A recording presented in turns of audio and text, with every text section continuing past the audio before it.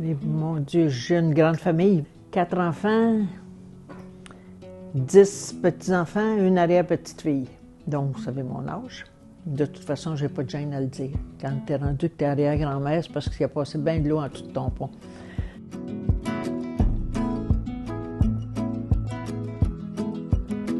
Encore aujourd'hui, alors je suis rendue, je suis sur des conseils d'administration, puis les gens me disent « Pourquoi tu lâches pas? Il serait temps que tu arrêtes, tu trouves pas, tu n'en as pas assez fait. » Puis, qu'est-ce que ça te prend pour être heureuse? Bien, ça me prend ça aussi.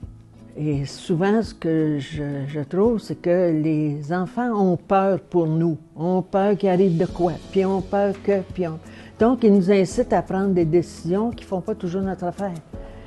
Avec mes enfants également, je prends mes propres décisions. Je ne veux pas qu'ils prennent des décisions pour moi.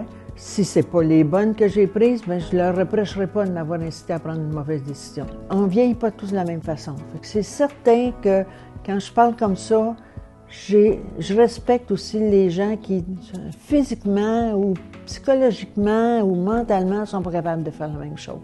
Je veux être capable de participer à la vie de mes petits-enfants autant que possible, le plus longtemps que possible. Et c'est ça, vivre, c'est d'être capable de participer à ceux qui sont autour de toi, proches ou plus loin et plus éloignés, mais être capable d'être actif, puis d'avoir quelque chose à dire, puis de sentir que les gens, quand tu parles, ils vont te faire confiance ou ils vont t'écouter.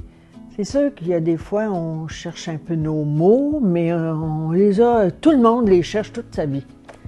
Arrêtons de penser pour les personnes qui vieillissent, puis arrêtons de prendre des décisions pour elles, puis arrêtons de vouloir les surprotéger. Je m'appelle Christine Groux, je suis présidente de l'Ordre des psychologues du Québec.